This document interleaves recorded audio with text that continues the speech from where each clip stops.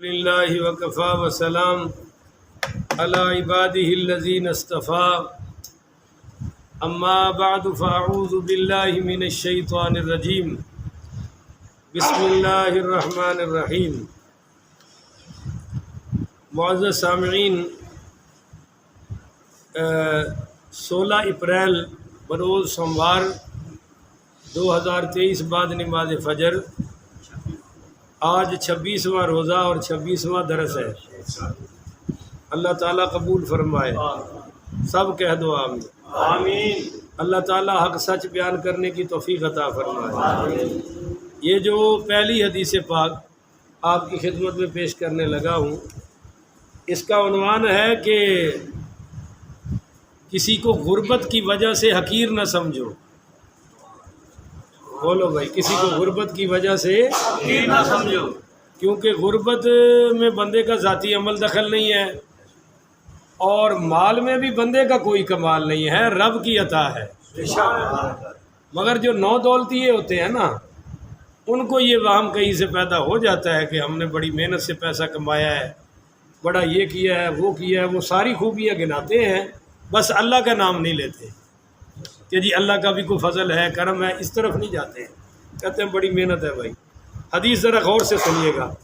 ان سہل بن سعد قال مر رجل علی رسول اللہ صلی اللہ علیہ وسلم، حضرت سہل بن سعد رضی اللہ تعالی عنہ سے روایت ہے کہ ایک شخص جو بڑا دولت مند تھا، مالدار تھا، وہ گزرا تو فقال لرجل عنده جالس ما رأيك في هذا، تو سرکار نے مجلس والے بیٹھنے والے صحابہ سے پوچھا کہ اس شخص کے بارے میں تمہاری کیا رائے ہے، یہ جو جا رہا ہے؟ تو صحابہ نے کہا، حضرت سہل بن سعد نے کہا، فقال رجل من اشراف الناس، یا رسول اللہ، یہ لوگوں میں بڑا معزز آدمی ہے، یہ بڑا وجاہت والا ہے، بہت مالدار ہے، ان ھذا واللہ حریج، اور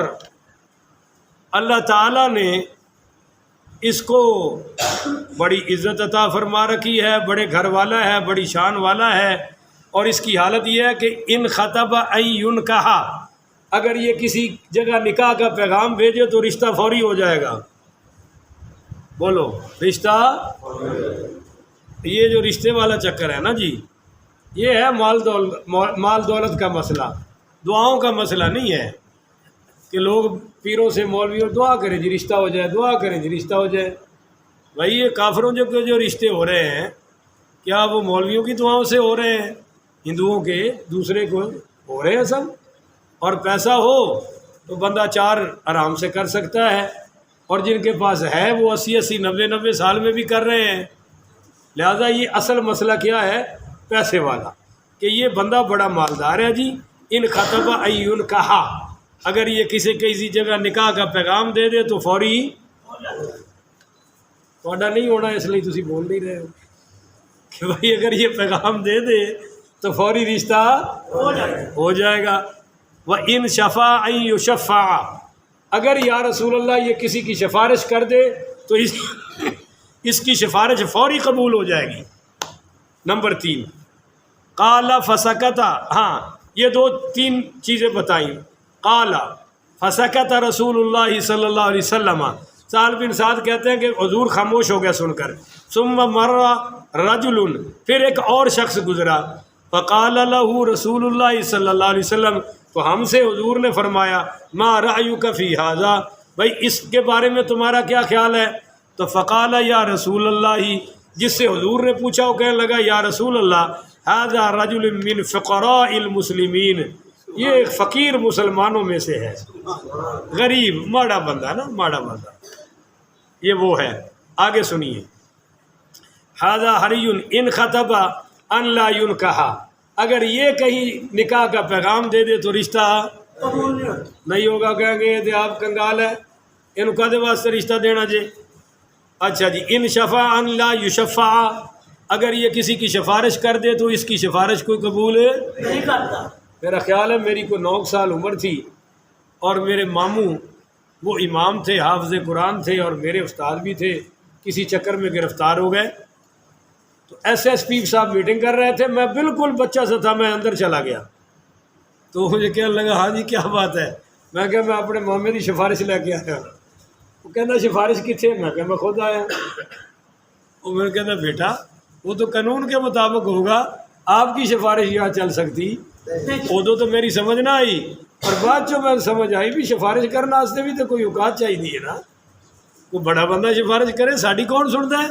تو خیر ان شفا اللہ یشفع، اگر یہ کسی کی سفارش کرے تو اس کی سفارش قبول نہیں ہوگی۔ وَإِنْ قَالَ أَنْ لَا يُسْمَعَ لِقَوْلِهِ، اگر یہ بات کرے تو اس کی بات بھی کوئی نہیں سنے گا، ہر کوئی کہ چھٹو جی پر ہے بس بولتا رہتا ہے وغیرہ وغیرہ۔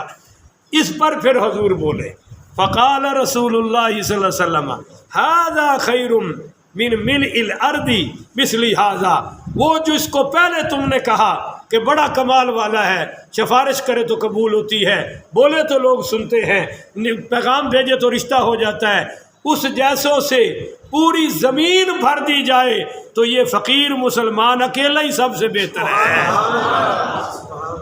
یہ ہے اصل بات۔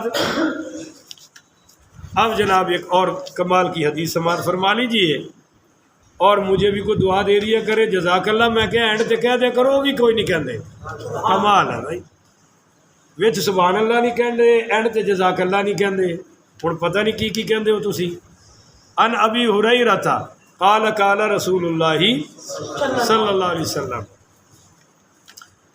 رب اشعث اغبر مدفوع بالابواب، فرمایا کہ بعض لوگ ایسے ہوتے ہیں کہ جن کی کوئی ظاہری ٹیپ ٹاپ بالوں میں مٹی شٹی پڑی ہوتی ہے، اور کوئی ان کو دروازے پر بیٹھنے کے لیے ویلکم نہیں کرتا، پر ان کا اللہ کے ہاں مقام یہ ہے لو اقسم علی اللہ لابرہ، اگر وہ کسی بات پر اللہ کی قسم اٹھا دے تو اللہ پھر وہی کرتا ہے جس پر اس نے قسم اٹھا دی ہے۔ اچھا جی، اب یہ حدیث بڑے کمال کی ہے جی۔ ان مصعب بن سعد قال رأى سعد ان له فضلا على من دونه، حضرت مصعب بن سعد سے روایت ہے کہ میرے والد سعد رضی اللہ تعالی عنہ کو اللہ تعالیٰ نے جو خاص صلاحیتیں بخشی تھی، مثلا شجاعت، سخاوت، فہم و فراست، ان کا کچھ خیال یہ تھا کہ جو کمزور لوگ، کمزور قسم کے مسلمان ہیں اور ان سے دنیاوی معاملے میں نیچے ہیں، ان کے مقابلے میں میرے مقابلے میں وہ اعلیٰ ہیں، یعنی جن میں شجاعت نہیں ہے، سخاوت نہیں ہے، غریب ہیں، ماڑے ہیں، حضرت سعد فرماتے ہیں کہ وہ میرے مقابلے میں اعلیٰ ہیں۔ بولو بھائی، میرے مقابلے میں اعلیٰ ہیں، بہتر ہیں۔ اور پھر انہوں نے حدیث سنائی کہ فقال رسول اللہ صلی اللہ علیہ وسلم هل تنصرون وترزقون الا بدعفائکم، ماشاء اللہ، یہ ہوڑی یاد آیا، کمال ہو گیا۔ حضور پاک صلی اللہ علیہ وآلہ وسلم نے فرمایا، انہوں نے یہ حدیث نکل کی کہ اللہ تعالیٰ کی طرف سے، یہ آج کو سپرے شپرے تو نہیں کیتا، گلے میں پہری عرش ہے، اللہ تعالیٰ کی طرف سے تم لوگوں کو جو مدد ہوتی ہے، تم کو جو رزق ملتا ہے، تم کو جو نعمتیں ملتی ہیں، وہ تمہاری صلاحیتوں اور قابلیتوں کی وجہ سے نہیں، بلکہ تم میں جو کمزور ہیں، خستہ حال ہیں، غریب ہیں، ان کی دعاؤں کی برکت سے اللہ تمہیں روزی عطا فرماتا ہے۔ تم نے کسی ایسے بندے کی مدد کر دی جو رات کو اٹھ کے دعائیں کرتا ہے، بس سمجھ لو کہ اس کی وجہ سے اللہ نے دروازے کھول دیے۔ یہ واضح حدیث ہے بخاری شریف کی، حضور پاک نے فیصلہ کر دیا، اللہ تعالیٰ سمجھنے کی توفیق عطا فرمائے۔ اب ایک آخری حدیث سن لیجئے، اور بہت اعلیٰ حدیث ہے۔ ہمیں دکھ ہوتا ہے ان بھائیوں پر جو کنارے پر بھی پیاسے رہتے ہیں کہ نماز پڑھ کے فوری تشریف لے گئے، یہ نہیں سوچا کہ آخر ہمارے نبی نے ہمارے بارے میں ہی کچھ فرمایا ہے، تو وہ ہم نے سیکھنا ہے یا غیروں نے سیکھنا ہے؟ وہ سارے تو بولو بھائی، وہ آرام سے چلے جاتے ہیں، وہ کہتے ہیں پتہ نہیں کو مولوی صاحب کا ذاتی مفاد ہے۔ چلو، ان عمرو بن شعیب ان ابیہ ان جدہ ان رسول اللہ صلی اللہ علیہ وسلم عمر بن شعیب اپنے والد سے روایت کرتے ہیں اور وہ اپنے دادا مشہور صحابی حضرت عبداللہ بن عمر بن العاص سے روایت کرتے ہیں کہ سرکار دو عالم صلی اللہ علیہ وآلہ وسلم نے فرمایا قال خصلتان من کانتا فیہ کتبہ اللہ شاکرا صابرا، کہ جس شخص کے اندر دو صفتیں آ گئیں، یہ دو صفتیں، وہ اللہ کے ہاں شاکر اور صابر لکھ دیا جاتا ہے۔ اب شاکر کی کتنی فضیلت ہے، اللہ کہتا ہے وَإِن شَكَرْتُمْ لَأَزِيدَنَّكُمْ، اگر تم میری شکر گزاری شروع کر دو، جو نعمتیں تمہارے پاس ہیں میں ان میں برکتیں دینی شروع کر دوں گا۔ اور لفظ برکت نہیں ہے، لَأَزِيدَنَّكُمْ، میں ان میں اضافہ کر دوں گا۔ اور صابر کیا، ان اللہ مع الصابرین، میں صبر والوں کے ساتھ ہوں، اللہ فرما رہا ہے۔ تو دو خصلتیں پیدا کر لو، اللہ کے ہاں صابر اور شاکر لکھ دیے جاؤ گے۔ وہ دو خصلتیں کون سی ہیں جناب؟ من نظر فی دینہ الی من ہوا فوقہ فاقتدی بہ، فرمایا دین کے معاملے میں اپنے سے اوپر دیکھو اور پھر اس کی پیروی کرو۔ یہ آپ کو بات سمجھ آئی ہے کہ دین کے معاملے میں اپنے سے اوپر دیکھو کیا مطلب ہے؟ کہ یار میں تو صرف نماز پڑھتا ہوں، یہ تو تہجد بھی پڑھتا ہے، بھائی میں نے تو صرف نماز پڑھی ہے، یہ شخص تو اوابین بھی پڑھ رہا ہے، چاشت بھی پڑھ رہا ہے، یہ تو تحیۃ الوضو بھی پڑھ رہا ہے، تحیۃ المسجد بھی پڑھ رہا ہے، یہ تو قرآن پاک کی تلاوت بھی کر رہا ہے، بھائی میں تو صرف آتا ہوں، اس نے تو ماشاءاللہ سرکار کے سنت رکھ کر چہرہ محمدی بنا لیا ہے۔ تو دین کے معاملے میں بولو بھائی اپنے سے اوپر دیکھو اور پھر اس کے پیچھے چلو۔ اب دوسرا سنو آگے، دوسری صفت وَنَظَرَ فِي دُنْيَاهُ إِلَى مَنْ هُوَ دُونَهُ فَحَمِدَ اللَّهُ عَلَى مَا فَضَّلَ اللَّهُ عَلَيْهِ، فرمایا کہ دنیا کے معاملے میں اپنے سے نیچے دیکھو اور نیچے دیکھ کر جو نعمتیں تم کو اللہ نے دی ہیں اس پر اللہ کی تعریف کرو، سبحان اللہ، اللہ کا شکر ادا کرو۔ ہمیں اللہ نے گھر دیا ہے، کتنے ہیں جو بے گھر ہیں؟ اللہ نے ہمیں اولاد دی ہے، کتنے ہیں جن کو اولاد نہیں ہے؟ اللہ تعالیٰ نے ماں باپ زندہ رکھے ہوئے ہیں، کتنے ہیں جن کے ماں باپ دنیا سے جا چکے ہیں اور وہ خوابوں میں بھی ان کی زیارت کو ترس رہے ہیں؟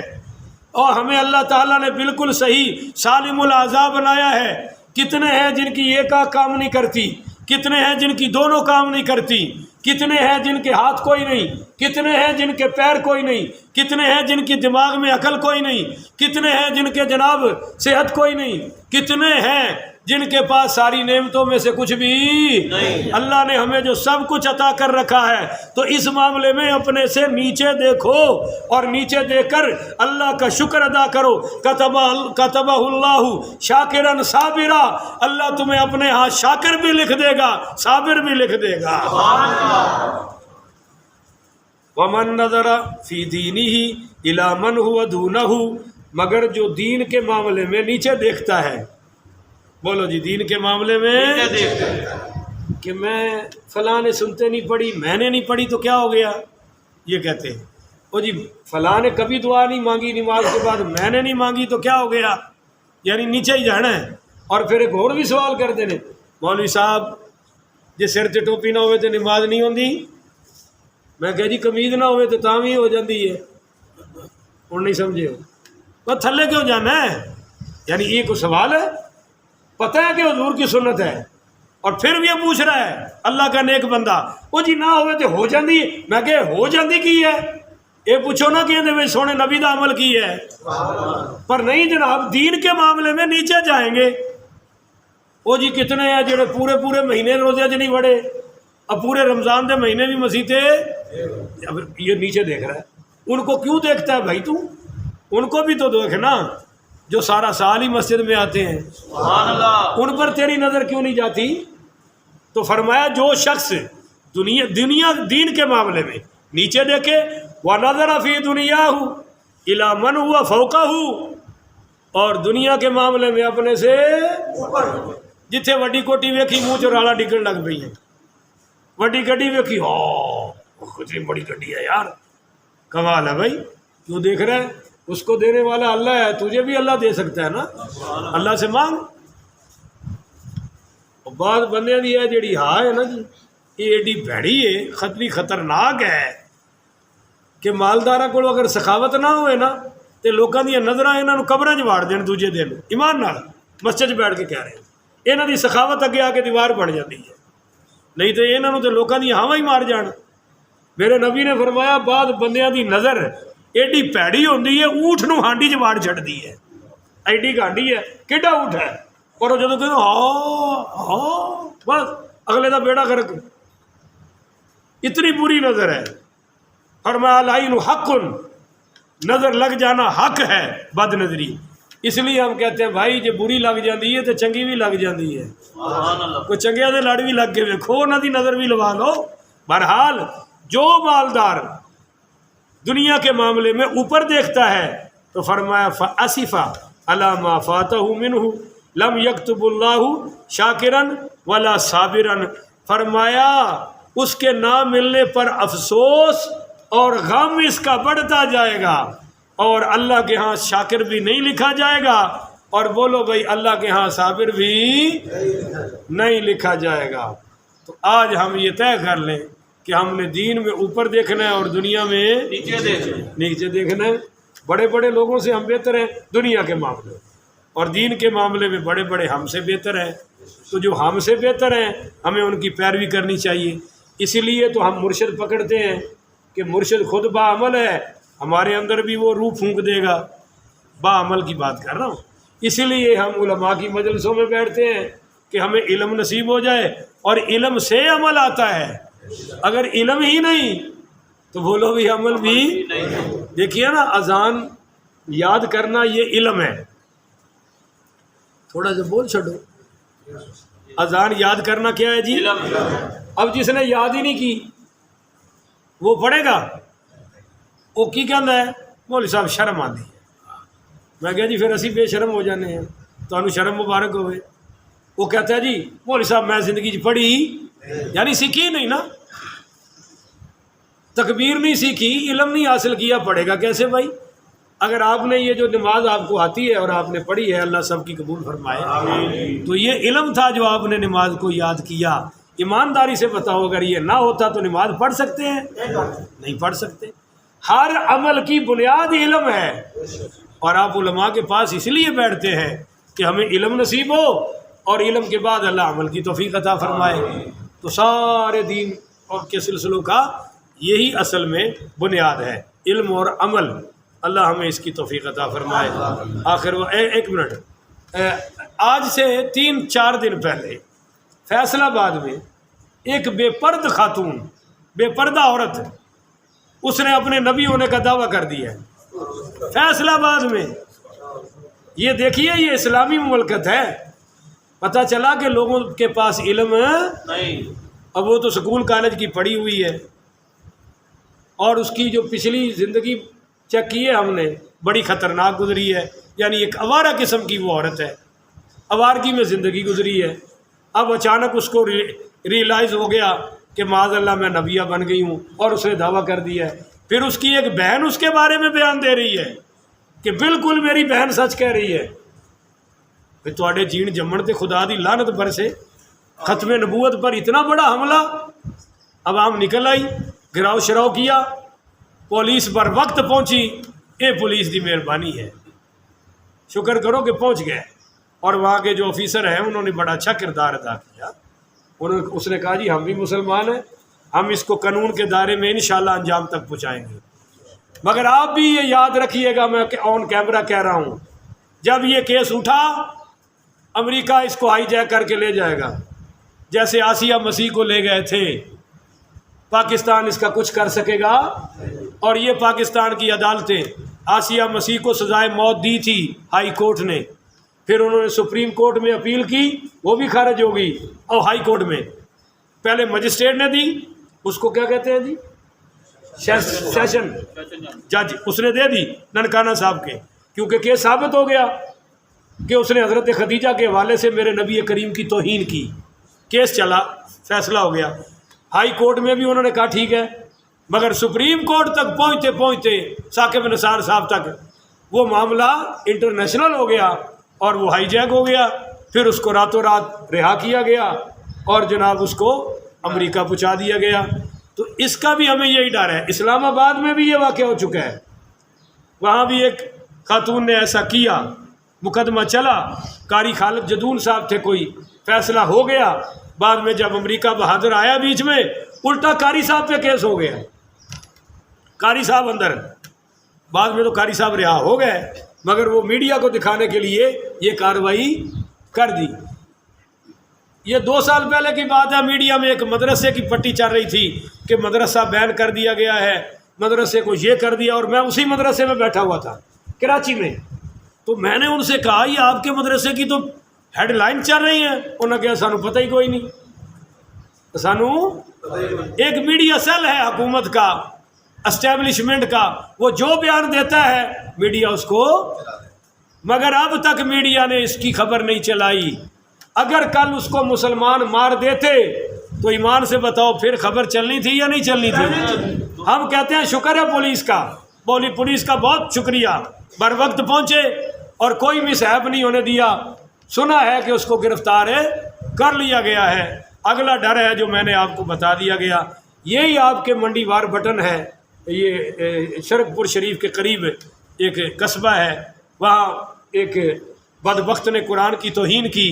وہ پہلے بھی کر چکا تھا, گرفتار ہوا, رہا ہوا, پھر اس نے وہی عمل کیا اور پھر مسلمانوں کے ہتھے چڑھ گیا. پہلے کوئی خبر نہیں چلی, جب وہ چڑھ گیا انجام کو پہنچا, پھر جناب کبھی وزیر اعظم اٹھ رہا ہے, کبھی وزیر اعلیٰ بیان دے رہا ہے, ساری میڈیا کی ٹیمیں وہاں پہنچ گئی. بڑا ظلم ہوا جی, بڑا ظلم.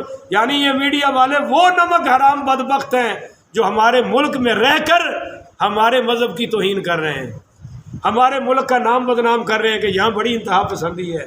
یعنی قرآن کو جلانا معاذ اللہ کوئی انتہا پسندی نہیں ہے. اور یہ جو اس نے نبیہ ہونے کا دعویٰ کیا ہے, اگر اس کو یہ ڈر ہوتا کہ مجھے قانون پکڑے گا اور جکڑے گا تو اتنی جرت ہے. اور اس کی وہ دوسری بدبخت بہن کہہ رہی ہے میں جان بھی دینے کو تیار ہوں, مجھے اللہ شہادت دے دے. یعنی جڑا کتے دی موت مر جائے وہ بھی شہید ہے. ہمارا عقیدہ ہے کہ قیامت تک حضور کے بعد کوئی نبی اور رسول نہیں آئے گا. لا نبی بعدی, فرمایا ہے میرے آقا نے کہ میرے بعد کوئی نبی نہیں آئے گا. انا خاتم النبیین, میں آخری نبی ہوں, میں آخری رسول ہوں. قرآن بھی کہہ رہا ہے وہ خاتم النبیین, لہذا حضور ہی آخری نبی ہیں. اور جو حضرت عیسیٰ آئیں گے وہ پہلے نبی ہیں, حضور کے بعد نبی بنے نہیں. اور آپ یہ بھی سن لیں مسلمان بھائیوں, حضرت عیسیٰ آ کر اپنا کلمہ نہیں چلائیں گے, ہمارے نبی کا پڑھیں گے. سبحان اللہ جی, وہ نماز ہماری پڑھیں گے, حضور کے امتی ہوں گے, اللہ کے ہاں نبی ہوں گے. یعنی نبی بھی اپنی نبوت نہیں چلا سکتا حضور کے بعد. وہ آئیں گے, شادی بھی حضور کے طریقے پر کریں گے, ان کے 2 بچے بھی ہوں گے. میرے آقا نے خبر دی ہے, جس قبیلے میں شادی ہونی ہے اس کا بھی بتایا ہے, ان کی بیوی کا نام بھی بتایا ہے, وہ بچوں کے کیا نام رکھیں گے حضور نے وہ بھی بتایا ہے. ان کی وفات ہوگی, سرکار کے روضہ پاک میں آج بھی ان کی جگہ خالی پڑی ہے. اور آپ نے فرمایا میں اٹھوں گا قیامت والے دن اور میرے ساتھ ہی حضرت عیسیٰ اٹھیں گے, ابو بکر و عمر 2 نبیوں کے درمیان اٹھیں گے. یعنی میرے اور عیسیٰ کے درمیان. تو جب ایک نبی اللہ کا جس پر کتاب بھی نازل ہو چکی ہے وہ بھی حضور کے بعد اپنی نبوت کا اعلان ہے نہیں کرتا, تو یہ بدبخت آوارہ قسم کی خواتین, ان کی جرت اور اوقات اس ملک میں کیسے ہو گئی, ہمیں اس پر بڑی تشویش ہے. اور عجیب بات ہے کہ ساڈا مولانا صاحب بھی ہے بہروپیہ قسم دا, وہ بھی وچ بڑے حکومت دے, مولانا فضل الرحمان صاحب, مگر وہ اس موضوع پر بولتا نہیں. ان کو 4 وزارتیں ملی ہیں, یہ اوقات ہے اس کی, مولوی فضل الرحمان صاحب کی 4 وزارتیں ملی ہیں, سارا مذہب ٹھیک ہو گیا ہے, ختم نبوت کے خطرے بھی ختم ہو گئے ہیں. اس پر میرا ایک بیان ہے یوٹیوب میں, مولانا فضل الرحمان کی مثال, وہ آپ ذرا سنیے گا. میں نے اس کی ساری حقیقت کھول دی ہے کہ جب تک حکومت میں نہیں تھے مولانا, کبھی یہودیوں کے ایجنٹ تھے, کبھی اسرائیل کی بات چل رہی ہے, کبھی کچھ ہو رہا ہے, ختم نبوت کو بھی خطرہ ہے, مساجد کو بھی خطرہ تھا اور وہ مدارس کو بھی خطرہ تھا. جو ہی مولانا آئے ہیں سارے خطرے, اسلام بھی ٹھیک ہو گیا. اور اب تو باقاعدہ اسرائیل سے تجارت کا آغاز ہو رہا ہے, مگر مولانا کے منہ سے لفظ ہے. تو اب ہم پریشان ہیں کہ جس کو یہ کہتا تھا یہودیوں کا ایجنٹ وہ ہے یا یہ خود بہت بڑا ایجنٹ ہے، ہمیں یہ پریشانی ہے۔ اللہ تعالیٰ اس کو مرنے سے پہلے توبہ کرنے کی توفیق عطا فرمائے۔ آخر ودعوانا ان الحمدللہ رب العالمین۔